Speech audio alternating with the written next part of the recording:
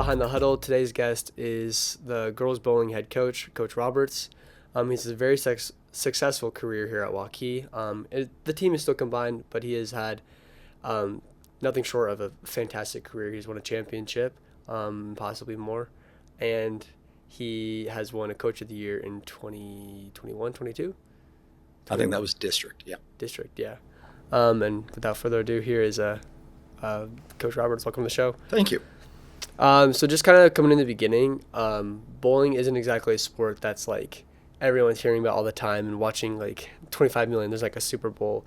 Obviously there probably is, but not everyone's watching it all the time. So how did you kind of get your introduction to bowling in the beginning? Sure. Mine was through who I knew. So one of my good friends when I was back in elementary, her dad owned the bowling alley in town. Oh, wow. So that was in Ankeny, and just through knowing her, one day they needed another bowler to fill out a youth team. So they asked if I wanted to go bowl. I said, sure. Never had bowled really before. So I knew what I was. They knew what I was. But through that was, I guess, really what the start was just going and bowling youth leagues, probably in 4th or 5th grade. Yeah. And then when you started like growing up, I'm guessing you got pretty decent at bowling. I mean, obviously, if you're bowling every single day or close to every single day for club, eventually you probably got older and everything. So what made you eventually want to continue on with bowling and start coaching? Coaching, I always wanted to do. Bowling, I did not know. It was kind of an opportunity that arose. I did my student teaching in Ankeny, which is also where I graduated high school from. And the gentleman that I student taught under had been approached to run the Ankeny Bowling Club, which started back in 2001, and he was unable to at the time. So since I was student teaching with him, he just asked, he said, hey, is this something that you would be interested in since you're in town and everything else? And I said, sure. And that's how I got into coaching high school bowling. Yeah. So you originally started with like the Ankeny team, right? Yep. I did club for Ankeny from 2001 through 2004. And then in 2004, I got a job here in Waukee. So then I stopped there and just came here and started teaching and didn't do any coaching. Yeah. Until about 2007. And was 2007 was like when it got sanctioned, right? Yes, correct. And was that when you officially got the job? Yep. So 2007, they sanctioned girls high school. Boys, I don't believe sanctioned until 2009, so a couple of years later. But just saw pretty much it was an advertisement. So I believe Jim Dewey put out an ad for a bowling coach, and I applied and got the job through the interview process, and I've had it since. Yeah, you've had it since. Well, how has it been being able to, this is kind of broad and we'll get into it more. Sure. Just seeing from the start, because obviously you started at a club program, obviously at Ankeny, and that was probably like club's a lot different than what it is now. But like seeing it from now, what has the progression been to be something that it is today, where you probably have a ton of people coming out and like it's just a lot bigger and a lot more, I guess, respected and compared to what it was when it was just a club. The skill level is the biggest difference. So when I started in Ankeny and it was a club, it was just me, and I oversaw the boys and the girls team. At that time, they were really trying to push it, so the bowling centers were very open to getting that many kids coming in. Yeah. So I started, that house had 12 lanes in it, and we probably had every lane filled at that time when we were there. And when I came to Waukee, they had already had a club, and the girls' club was pretty good.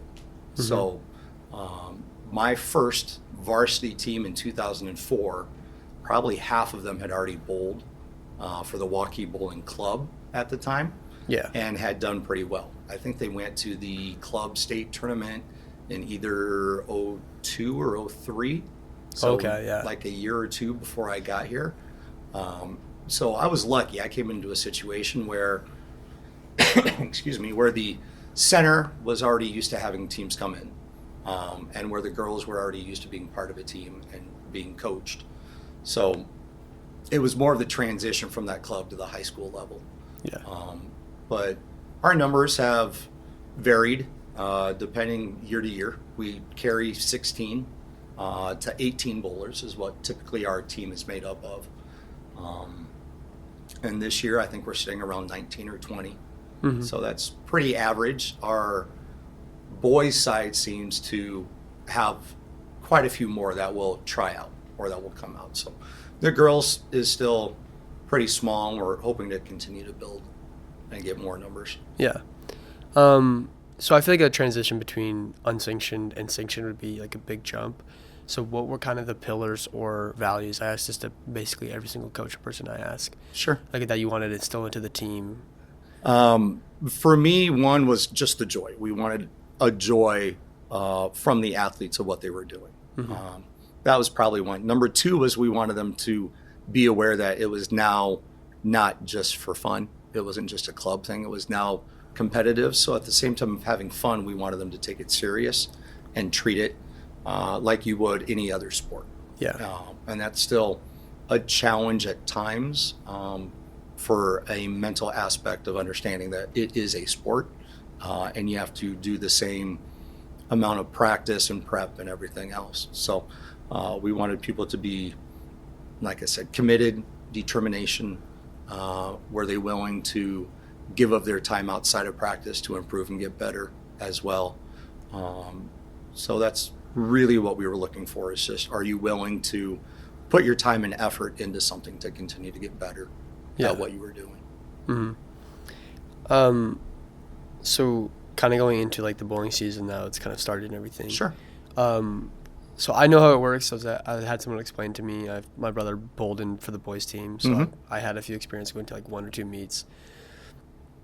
But for a quick overview for those who don't know how bowling works, how does like the system of like a game work? Sure. There are different types of meets and tournaments that occur during the year. A normal meet is what we call a dual meet. So it's us against another school. Within the meet itself, there are 2 rounds. The first round is individual games.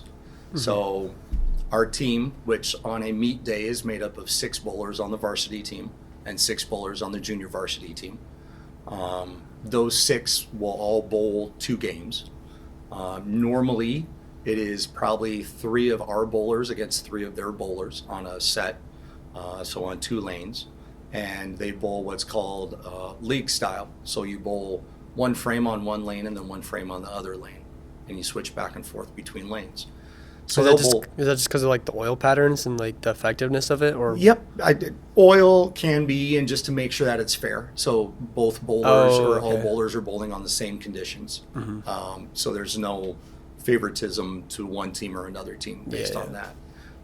So after 2 games, that's our round 1. So they take their totals of those games, and it's their 2-game series, and then for some reason, which I still haven't figured out yet, but they take the top 5 scores and they drop the bottom series. So whoever had the low score, their score just gets dropped, and we add up those top 5 scores. Mm-hmm. And then that's total pinfall, so there's no handicaps or anything involved in that. And that's our round 1 score. And then round 2 is a system that we call the Baker system.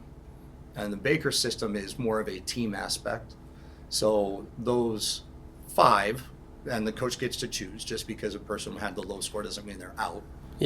They could be, but coach will choose their lineup and they'll set what bowler and what position they want.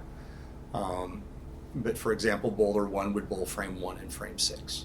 Bowler 2 would be frame 2 and frame 7, and so forth, moving up to your final bowler who does frame 5 and 10. Mm-hmm. And then they do 5 of those games, which is our round 2. And then again, total pinfall, and then you take round 1 and add it to round 2, and your total pinfall for both rounds is what your meet total is, and whoever has the highest total wins. Mm-hmm. So just on average, what would you say you would expect from, like, just year over year for your girls' team to get on a pin average? Like, around, are you aiming for 3,000, or are you aiming for? Sure. The girls' side is usually lower. 3,000 is a good score for boys' teams. Mm-hmm. Girls teams, we do pretty well if we're shooting between probably a 25 to a 2,700. Okay. Is where we would like to be. Mm-hmm. Yeah. So when it comes to help building the roster to like get to the points and everything,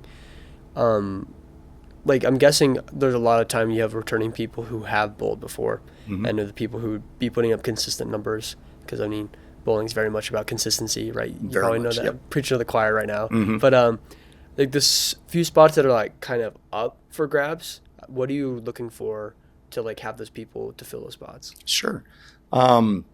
Scores do matter a lot, but we also see from year to year, depending on who each bowler is, we'll have some bowlers that will perform great in practices, and they'll bowl great scores in practices, but when they get into meets, they can't handle different houses, different lane conditions. They haven't figured out yet how to make the needed changes that they need to make. So when we see them in a meet, their scores drop. So we do take that into consideration, just like some of our bowlers may not always shoot well at practice and they may not have the highest average.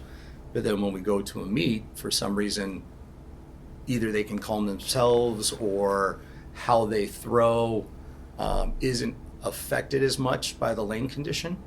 So they shoot a higher score. So normally how we set our roster at the beginning of the year is really based off scores.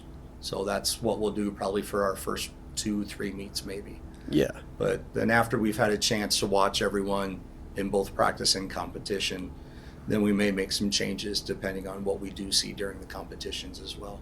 Yeah. So when it comes to that decision, because I mean, that's very, I feel like that'd be a very tough decision because you're looking at someone who technically would be like, oh, they have a better score in practice, but not performing, for someone who's not performing in practice and is performing. Like, at what point do you switch those two people out for someone who performs better in meets versus someone who's performing better in practice? Sure. That's, like I said, probably usually around the third or fourth meet is where we start to make those adjustments. And we try to be very honest with all of the girls on the team. And we let them know that we are looking at different factors when it comes into who's going to bowl and what meet. And we're also very focused, isn't the right term. We let them know that if there is a situation, why we're doing that situation a certain way. So communication, I have found over my years of coaching, is probably the most important. So if I'm honest with them, if I'm truthful about what's happening, why it's happening, and they know that they have an opportunity to earn their way back into a position, there's frustration and disappointment, which I would expect from anyone who wants to compete. But at the same time, I think there's an understanding that they're not performing to what they need to keep that position. And we go forward from that point. So a lot of times we'll see some competition between maybe that bowler who stepped up into that position and the one that we had to drop out. And it may switch back after a meet or two, or the one that we gave the opportunity to sometimes just shines and continues to grow and build and is in a good spot and takes that spot over. Usually when that change happens, like one person beats the other person now, or it's like a competition, bowling's not like basketball where there's something like intangible like hustle, or someone like how much do they dive for the ball, like all that kind of stuff.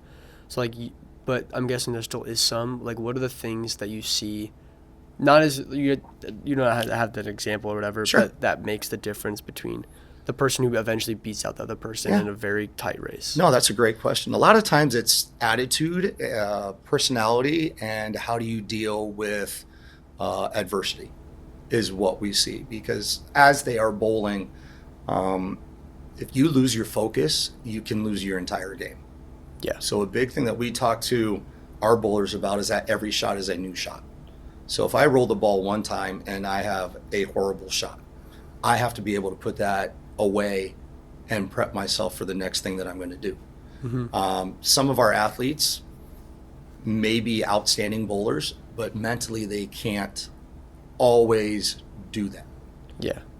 So sometimes we need to find, or we need to have somebody who's a little mentally stronger that is able to put that aside. And when they step back up, they can then get themselves into the position that they need to roll a good frame, and they can get out of that funk that they may have and get themselves back on track quickly. So that's a big thing that we look for. Also, we know that as a team sport, because we're right beside our teammates, typically 3 girls on a lane, or if it's in the Bakers, it's all 5 girls. If we have that one person who's coming back and who is not demonstrating a positive attitude all the time, that it can almost be like a cancer and bring other bowlers down. Yeah. So we got to look at that too, is what's best for the team. So we want to find people who are wanting to compete, who are tough on themselves, but at the same time that are going to be good teammates and lift each other up and make sure that they're working through those difficult situations that they may face. Yeah. I kind of want to dive more into this whole topic about the mental side, because at least when I bowl, I'm usually really tough on myself, and I was like, because all bowling is a lot about consistency. Like, this, what you need, 13 in order to get the perfect game, right? Yep. 13, right? And then you have to be perfect every single time. But like when the feeling and like when you mess up once, or you're just trying to stack all the strikes on top of each other to get the crazy amount of points, like how do you help them recover, or like help them walk through and make sure that they're still on a good mental headspace when it comes to like making mistakes and not so the score they want? You're talking about strikes in a game? Yeah, 12. So if you have 12 strikes, you have a perfect game. Yep, so that's your 300 score. A lot of it is what we talk about prior to even being in the meet. So we talk a lot about what is your pre-shot routine. So we want girls to start to learn, and we're already talking about that this early in the season before we've bowled a meet, is what is your process. So from the time of where the bowler before you is getting done and they finish, what are you now mentally prepping yourself to do? Yeah. So when you're going to get a ball, are you stepping up? Are you getting the ball? Are you getting your feet set? What are those mental steps that you need to do as an individual? And it's different for different people. To the point of where we talk about, if there's something that throws off that pre-shot routine that you're doing, set your ball back down and start it over. Yeah. And some bowlers are very good at that. Some aren't. When they grab the ball, they think they just need to go up and throw it and be done with it. So that's a challenge that we do have every year. Our more experienced bowlers are probably better at it. For us to help them, what I like to do, but this is more my style, is that I like to ask the bowler themselves, what did you see? What did you feel? So I want them to try to be able to explain to me what it is that they did or didn't do. Yeah. So is it that their release was bad? Did they not put the ball down on the lane at the correct spot to hit their mark? Is the ball hooking on the back end? Did it slide off the lane? Did they drop it off their thumb? But for myself or for my assistant coach, their feedback to us will help us guide them to what they need. And to the point of where even some of our more experienced in years on the team will also be able to help their own teammates if we're not available. So it's one of those things where we just want them to stop, relax, refocus what they're doing, think about what their previous shot was, what do they need to possibly fix, but then be able to clear it out of their head as they get up for their next shot. Yeah, how important would you say, I mean, obviously you do and study it or just try to like emulate it a lot, is like the reflection half of like looking what went wrong and like fixing it? Like, would you say that's like the difference maker between a bowler and someone who's like can be someone who's putting up crazy numbers in top varsity? Yeah. Like, is it that aspect of them being able to look at what went wrong and reflect and change? I think very much so. I think the good bowlers are the ones that are consistent, like we've talked about already. But at the same time, they're able to see what those little changes are that are occurring. So they're able to make those minor adjustments when it needs to happen. A lot of times, people will start to see it or notice it, but it's too, I don't want to say too far into the game, but there's been a reason why. So they may have thrown a bad ball, or they threw a good ball, but it broke bad. And so it takes them one or two throws to realize, oh, I can't hit that spot on the lane anymore. So I have to adjust my feet, or I have to adjust my mark to a new spot. The ones that I think are probably that really top tier, they're able to start to see that as they're still rolling a decent ball. So they may be throwing a ball, they may get a strike, but they may have seen I hit the same mark, but my ball broke earlier than what it normally did. Yeah. Or it broke later than what it normally did because it slid down the lane. And then they're making that minor adjustment going into their next frame without any negative side effects to it. They're just moving as the lane starts to break down and move. Yeah. So that's kind of that top tier level is where they can do that. Also, they're the ones that can understand equipment changes, if they need to make equipment changes or if something's not working right, if their foot's not sliding correctly on the lane. They just are really in tune with what's going on. Yeah. And when you say they kind of get that feeling from just bowling a million games, or is that more instilled from like you or like a captain that they would ask for experience from? I would say the more experience, the better. So I've always looked at it as experience is the best teacher. So if I'm going to be faced with a situation, if I've already been faced with it before, hopefully I have an understanding of what happened then and how can I make it better this time. And we have some of our younger bowlers who may throw well, but they don't have that experience of all the different houses and lane conditions and everything else. Yeah. That one of our more experienced bowlers may have. So I think it's important to understand the game, but then also have you experienced it before so you can adjust to what needs to happen.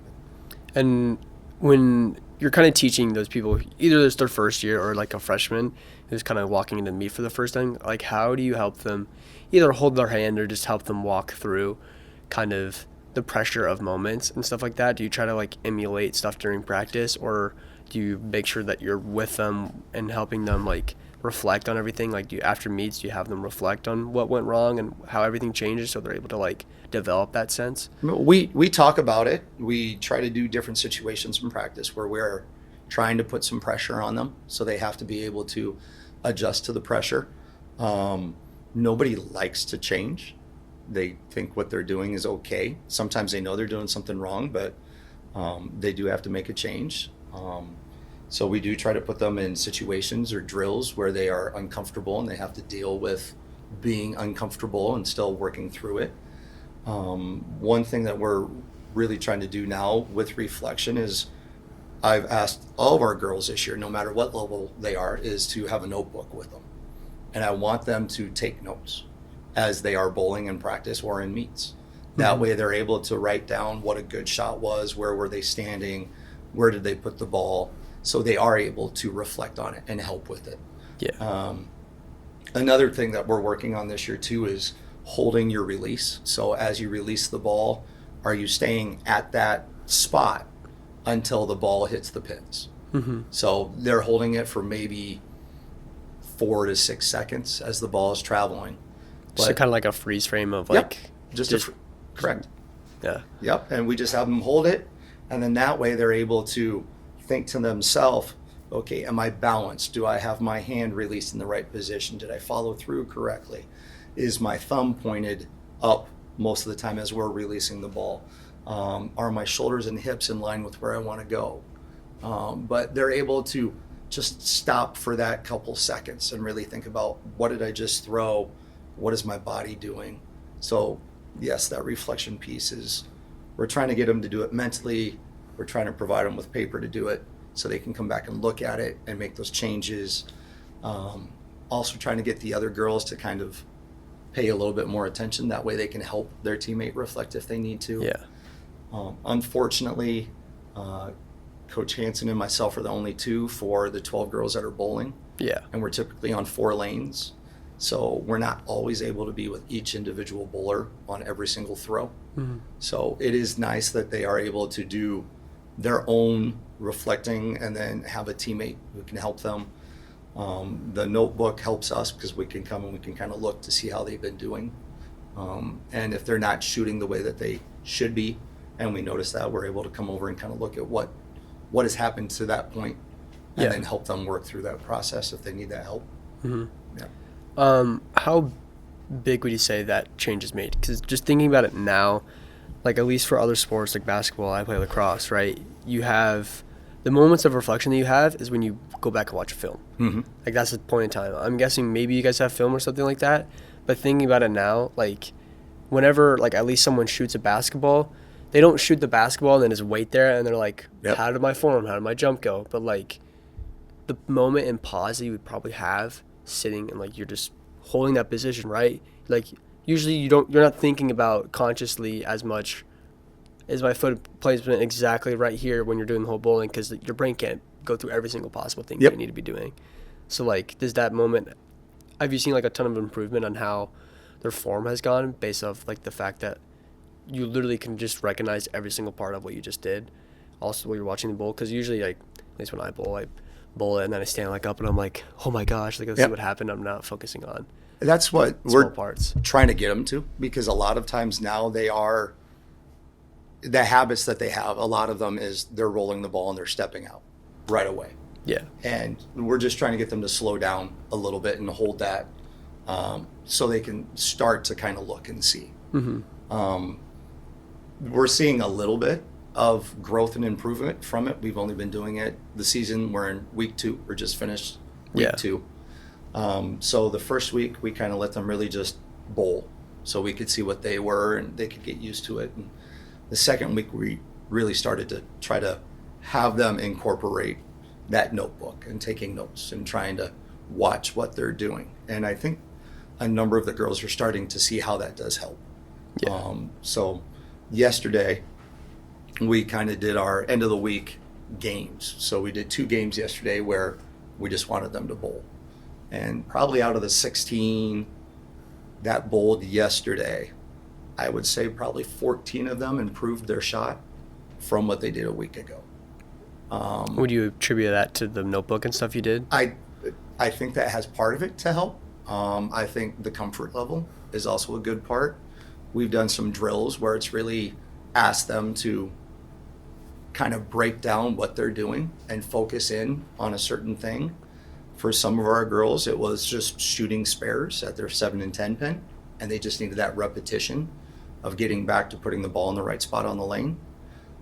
Some of the girls were working on the release of the ball, so what was their hand doing as they were releasing the ball. Mm-hmm. Some were working on arm swing and body position. So each one was a little bit different, but we tried to get them to focus in on a aspect that they needed, probably for a good 2 days of practice.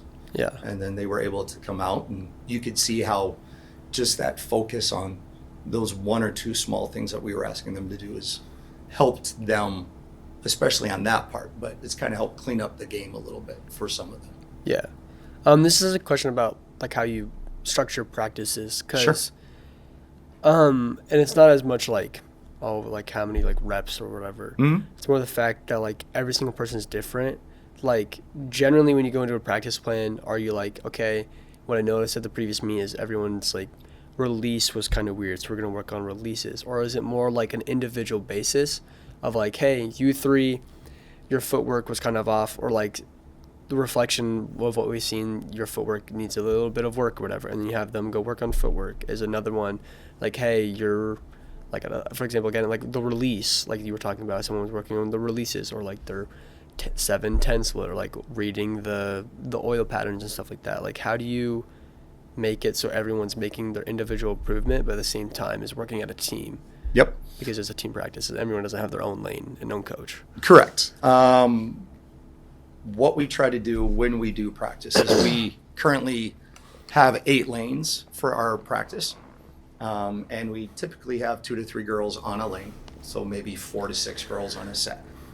And do you have them alternate like an actual game, or no? Depends on what day and what we're doing. Oh, okay. So, if we're ever bowling games for score, then yes, we will have them bowl the same way that they would in a meet situation. So they're using both lanes and doing the condition that way. So they're getting used to that. Mm-hmm. But if we're just working on shooting 7-10s, or if we're just working on what is your mark on the lane and are you hitting your mark on the lane, we'll turn the score machines off and we'll just have the pins up, and every single time that they throw, they're just trying to hit that spot every single time. Kind of how we do that, or what we determine from that, going back to your question that you asked, is there are days where we will have everybody working on the same thing. Mm-hmm. And there are days where we will break it up by individual, Typically we don't have 16 different people working on 16 different things, but Yeah, we'll yeah. have more of this lane is focused in on this aspect. This lane is working on this stuff. That way we have 3 or 4 girls that are working on the same thing at the same time. That way they can kind of help each other, or you can watch somebody as well, because bowling is part of watching. If I can see how somebody else's ball is breaking on the lane and I throw the same way they do, and I throw to the same spot that they do, that should give me a good idea of what I need to do or adjust. If their ball's not going the right way, mine may not either. So I want to read that lane.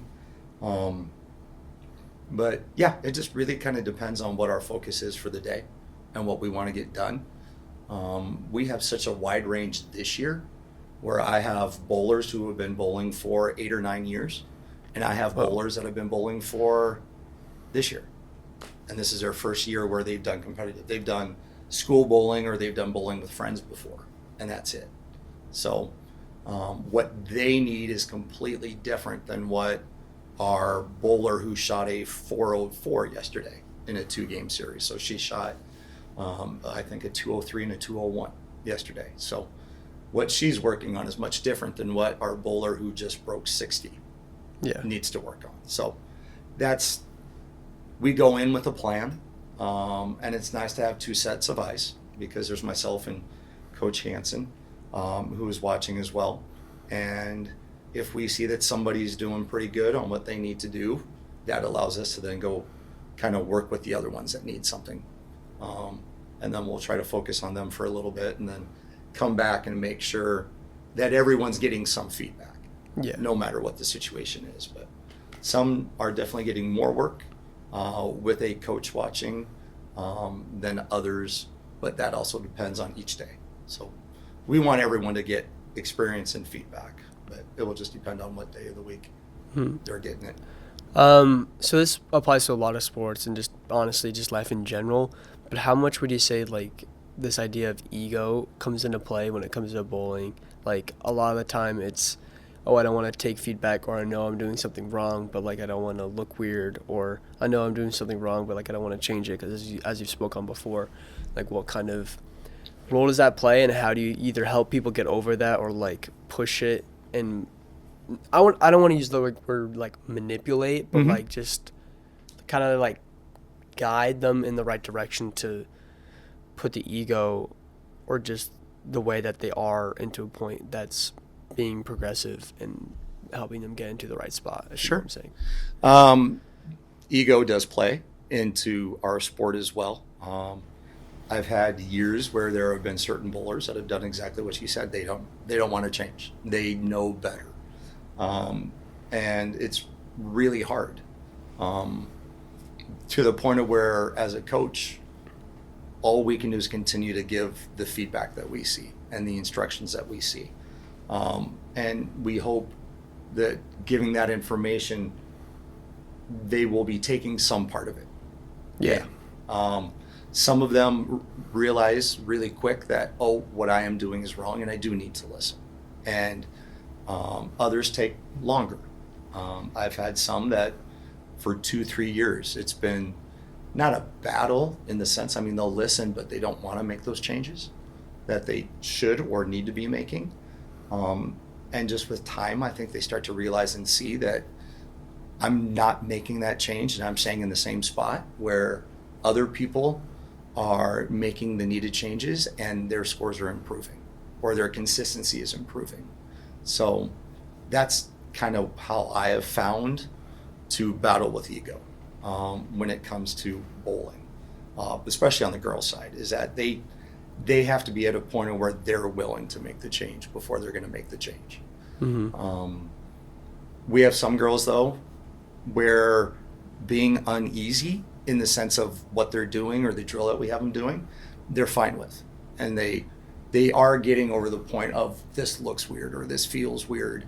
And they continue to just do it. And then they understand that once they step back into a game and we have them make that change and they see that things are working better, I think that ego piece kind of drops off and they're more willing to hear that feedback. And as soon as it happens once or twice, then they're wanting more of the feedback and they're wanting to make more of the changes. So it's just kind of, I guess, cracking that shell and having them experience once or twice, and then they kind of drop the ego. Yeah. It's kind of a big shift, but I kind of want to talk about the years that you won the championship. Yep. And then also like what went into that, and then also about your kind of great coachingness where you won the district or state Sure. Coach of the Year. So kind of going into that, the year that you won the championship, what was the thing that made that team different compared to the teams in the past and the teams you have now and all that kind of stuff? That team was interesting in the sense of nobody really had an ego on the team. Everybody was out. They worked well together. We had an outstanding bowler that year, and she was probably the calmest out of the entire group. She was just very laid back, had a very even temper. Really nothing got under her skin. So I think she was a great leader by just who she was. I wouldn't say she was an outspoken leader. Yeah. I know some people lead by what they say, but she was definitely a leader by what she did. Because every game she was up, she was consistent, she made those little minor changes, and she definitely led by who she was. Yeah. All the girls had ability and talent. That year, they were all, I'm trying to think back to I know when it was, but I think we had two or three seniors that year, and I think one or two juniors, and then a freshman. So it's pretty, yeah. Quite a bit of experience was on that team. And I think we went into the state tournament. I think we were ranked 7th when we were in the state tournament. Yeah. And the entire team shot extremely well on individuals, beyond what I expected. Even the ones that were pretty much brand new to the team that year shot really well. Spectacular, yeah. Yeah. I mean, and it's just, I've always told the teams, especially that one, is that you have the ability. It's just we have to put it all together at the same time. A lot of times throughout the year, we'd have 2 or 3 that would bowl really well and 2 or 3 that would be off that night. And it would change from night to night. So you could see that it was all there. And they just put it all together on the right day. Yeah. And they did really well in their individuals. And then the Bakers game, probably not as good as what we could have done, but they were very consistent and they were shooting the scores that they needed to kind of carry through the rest of the tournament to win the tournament that year. Yeah. Honestly, it's kind of incredible because I feel like, especially being at a school that's so big, we kind of get this idea of like watering down championships to some extent. You're like, oh, we won another championship. But especially with bowling, I feel like it would be really, really difficult to get the right pieces, especially with obviously all the things we talked about. Like sometimes you don't have someone who's going to be there the full time, and sometimes you have people who are brand new. So as you are looking to try to emulate that, obviously you can't emulate the people, right? But like, what were the technical things that you're trying to continue, or the things that you noticed that happened in that year, or that either things you did or people, like the way that certain things went that you would want and have taken from that year in reflection or whatever, and Sure. want to continue to have, or lessons you've learned? That group was very committed outside of the season. So almost all of them bowled either in league or they bowled in tournaments outside of the season. They were doing something to make themselves better throughout the entire year. Mm-hmm. And you could see it. They were also kind of knowledgeable in the equipment that they had, so they knew when they needed to move on from what they had to something better. So they had a good knowledge base. A few of them had experience before they came into the season. So that's one thing that we try to continue to do, is that we're trying to get people at a younger age to kind of come into the sport. So kind of our youth programs is something that we would really like to see continue to grow and more people get into, because I think it's very important to learn at a younger age. That way, when you're coming in as a freshman or a sophomore, we're not spending an entire year or a year and a half just trying to get you kind of up to speed. up to speed. So that's important as well. And they, like I said, had that kind of experience. A lot of them were coming in as junior bowlers, and we just continue to build off of that and strengthen and get better there. Again, that team was very selfless. It was not about me. It was about us as a whole. The top bowler that I was talking about earlier, I think she was top 5, maybe in the state, as throughout the season. So, I mean, she was very good. She knew she was good, but that never came out, and her teammates never saw that. So kind of that mentality of, I may be good, but the team is important, so I need to be that good team member that's helping the team grow. And we see that right now. We have a couple bowlers that could definitely fill that role.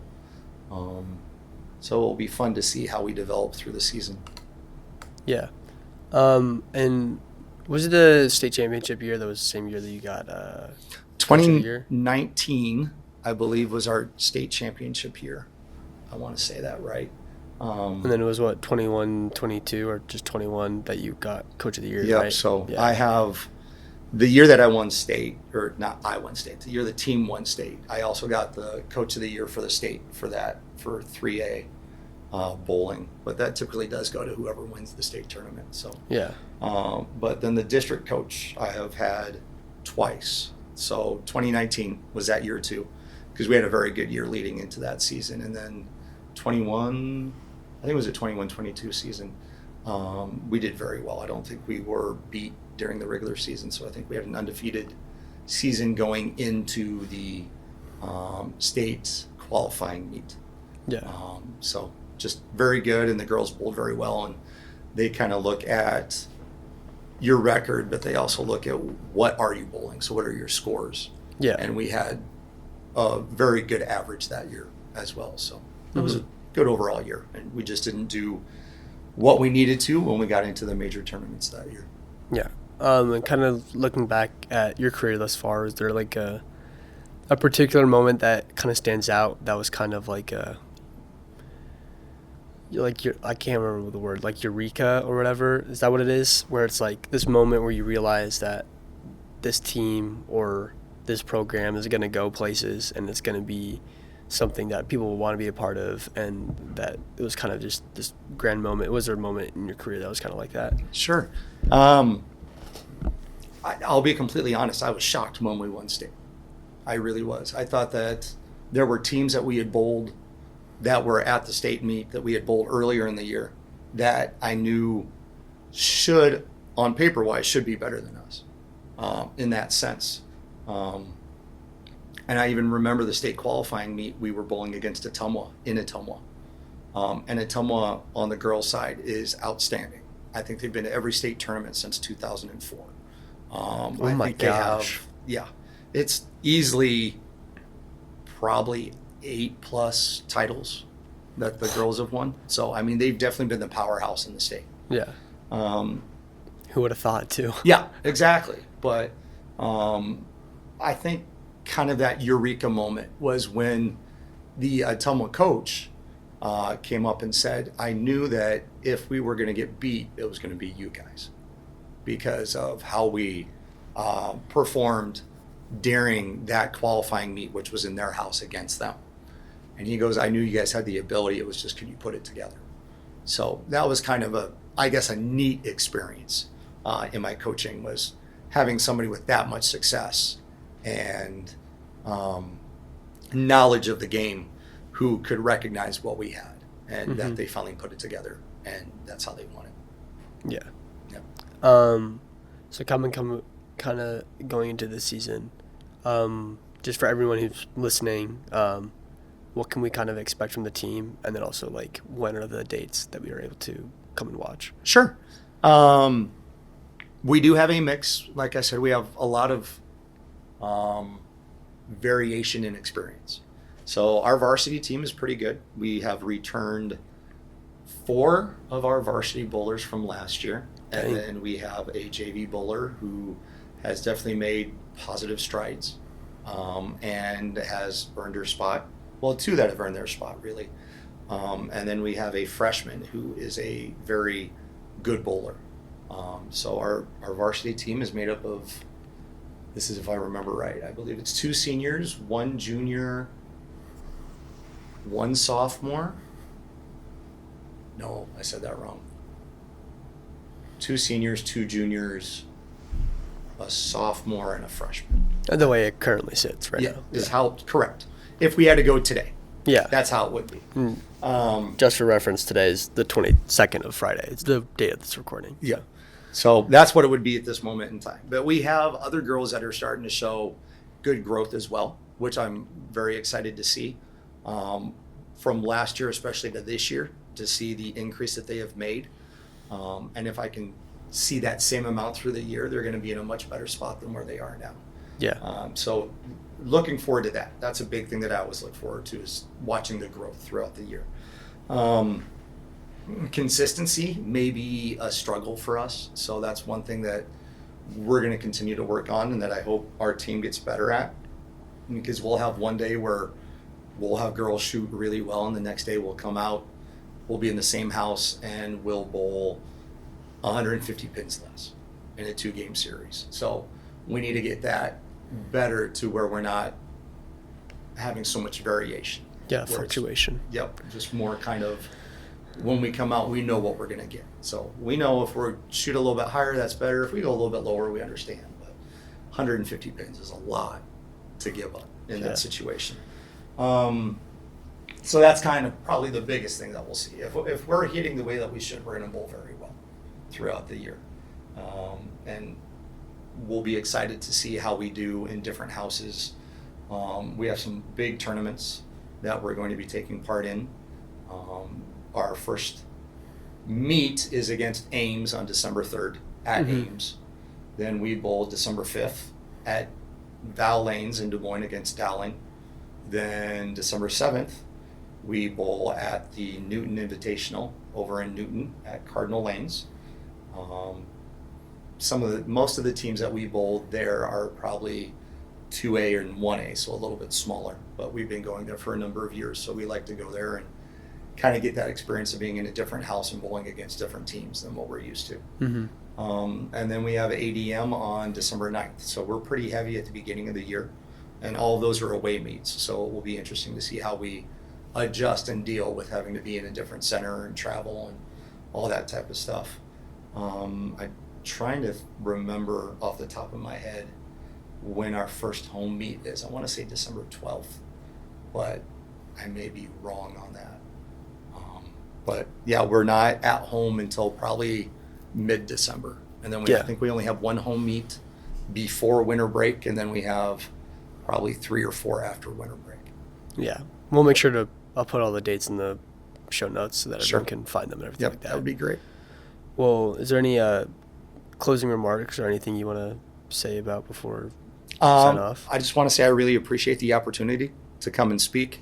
Bowling is definitely something that I hope continues to grow. I know we have a large number of students, and it would be great to see more that would come out and excuse me, try the sport out, or kind of look at the sport in kind of a more serious viewpoint. I know some people have looked at it and kind of thought, oh, it's a pastime sport. It's not anything of that importance, but bowling is a collegiate sport as well. There are a number of schools that are looking for bowlers to come and bowl for their programs.